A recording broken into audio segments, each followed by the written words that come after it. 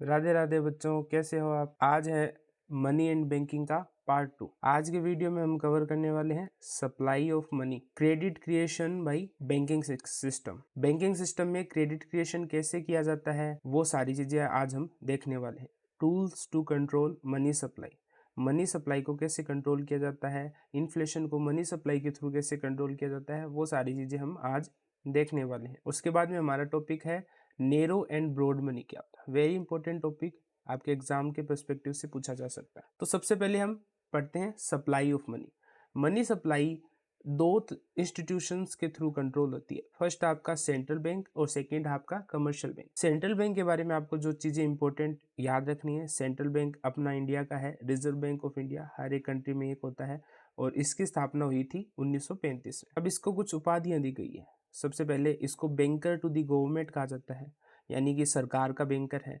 फिर custodian of foreign exchange reserves, यानी foreign exchange reserves का, फॉरेक्स रिजर्व्स का ये रखवाला है। Bank to the banking system, इसका मतलब बैंकों का बैंक। उसके बाद में है लेंडर ऑफ लास्ट रिजोर्ट, अगर किसी भी बैंक को लोन कहीं से भी नहीं मिल रहा है तो लास्ट रिजोर्ट उसका आरबीआई रहेगा। Currency issued by the central bank can be held by the public और by commercial bank and is called high powered money. तो आपको यहाँ पर ये समझना है कि सेंट्रल बैंक करेंसी इश्यू करता है और वो करेंसी या तो पब्लिक के पास होगी या कमर्शियल बैंक्स के पास होगी। तो जो रियल मनी जो इश्यू करी गई है, जो नोट्स और सिक्के हैं, उसको बोला जाता है हाई पावर मनी और रिजर्व मनी और मॉनेटरी मनी।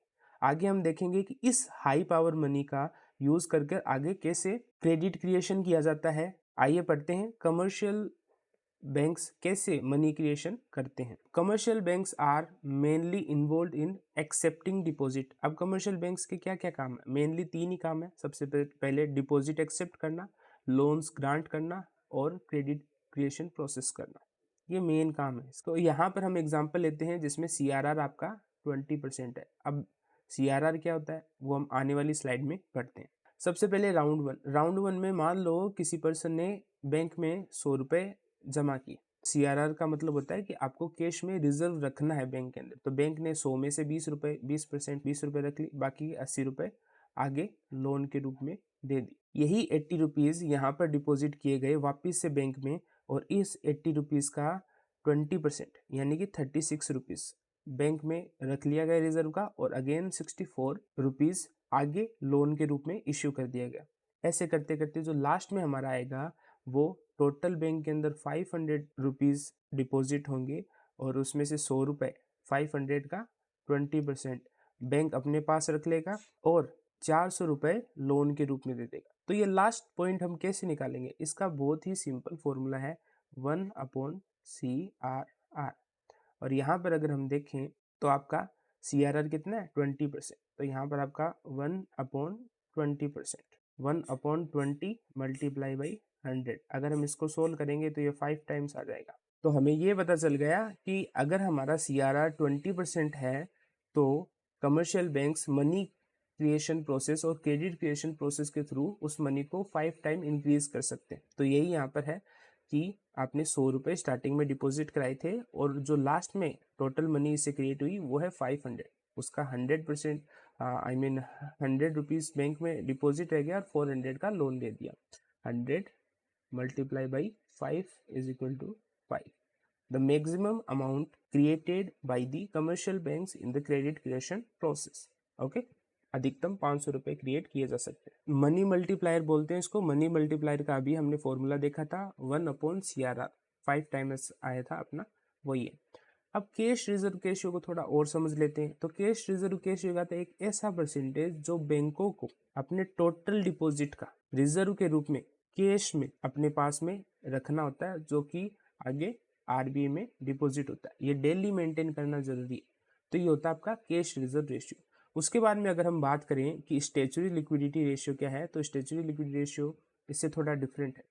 ये है आपका वो परसेंटेज आपकी टोटल डिपॉजिट्स का, बैंक की टोटल डिपॉजिट्स का, जो कि लिक्विड एसेट्स के अंदर रखना जरूरी है, ताकि हमें जब भी इसकी जरूरत हो तो हम इसे कन्वर्ट कर सके कैश में। इसमें आता है कैश, गोल्ड और गवर्नमेंट के थ्रू अप्रूव्ड गवर्नमेंट सिक्योरिटीज।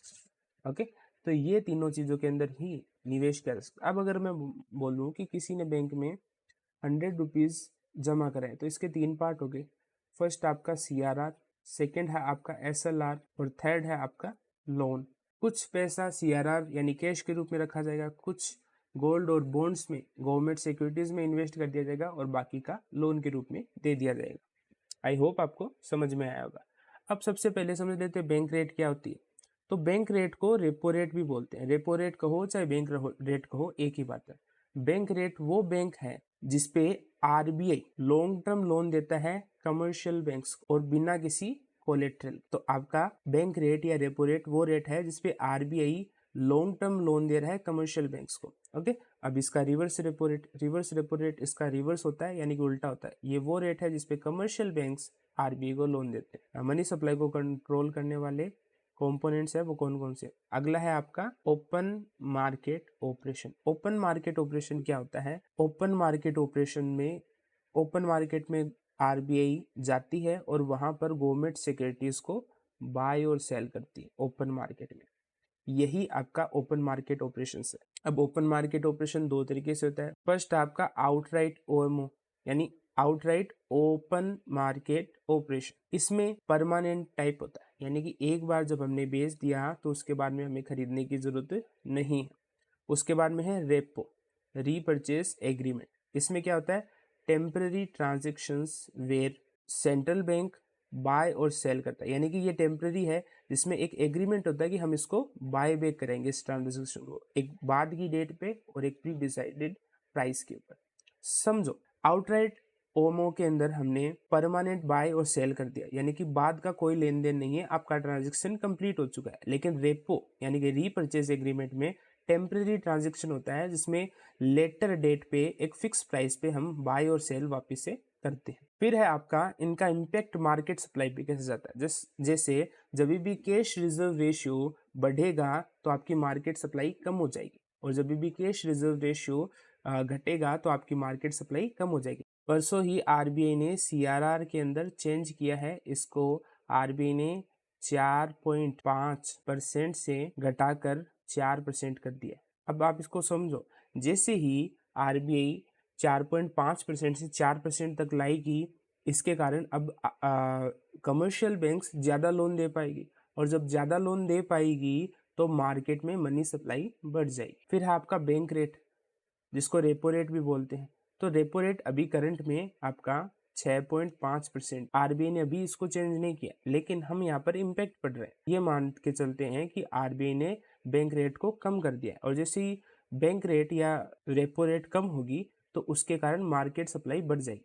जैसे ही बैंक रेट कम होगी RBI अब कमर्शियल बैंक्स को सस्ती रेटों पर लोन दे पाएगी और जब बैंकों को सस्ती रेट पे लोन मिलेगा तो वो मार्केट में लोगों को और सस्ती दरों पर लोन दे पाएगी जिससे मार्केट में मनी की सप्लाई बढ़ जाएगी। ओके, फिर उसके बाद में अगर हम बढ़ते हैं गवर्नमेंट सिक्योरिटीज की तरफ। अगर RBI गवर्नमेंट सिक्योरिटीज को बाय करती है तो RBI के पास में गवर्नमेंट सिक्योरिटीज आ जाएगी और मार्केट में मनी चला जाएगा जिसकी वजह से मनी सप्लाई मार्केट में बढ़ जाएगी। और वहीं पर अगर गवर्नमेंट सिक्योरिटीज को RBI सेल करती है तो वो सिक्योरिटीज तो मार्केट में चली जाएगी और RBI के पास में पैसा आ जाएगा जिसकी वजह से मार्केट में मनी सप्लाई डिक्रीज हो जाएगी। मनी सप्लाई का मेजर क्या क्या है? तो इसके अंदर आपके M1, M2, M3 और M4 आते हैं, इनको समझ लेते हैं। अब M1 जो आपका है वो करेंसी और डिमांड डिपॉजिट से मिलके हुए बना है। तो इसके लिए हम सबसे पहले समझ लेते हैं कि डिपॉजिट कौन कौन से होता है, डिपॉजिट्स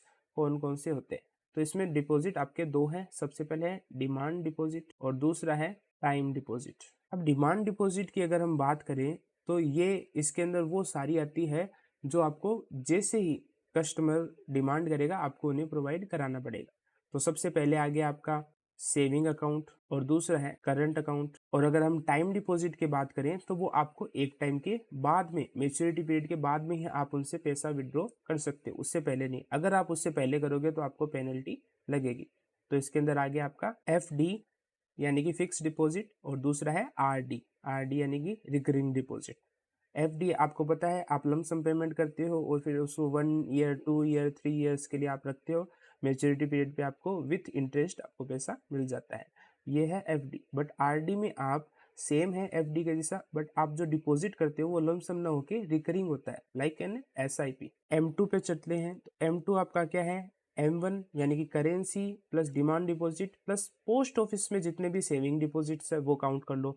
अब M3 की तरफ चलते हैं तो M3 के अंदर M1 आ गया, यानी कि करेंसी और demand deposit plus net time deposit with bank, यानी कि यहाँ पर सीधा सीधा समझो आप टाइम डिपॉजिट की बात हो रही है। फिर अगर हम M4 की तरफ चलते हैं तो M3 आ गया, M3 यानी कि M1 plus net time deposit plus post office में टोटल डिपॉजिट है, वो सारे इंक्लूड कर लो। कौन कौन से, जैसे आपके सेविंग अकाउंट होते हैं वो सारे के सारे। इसमें आपको NSC को छोड़ना है, NSC यानी नेशनल सेविंग सर्टिफिकेट। अब एक दो चीजें और देख लेते हैं।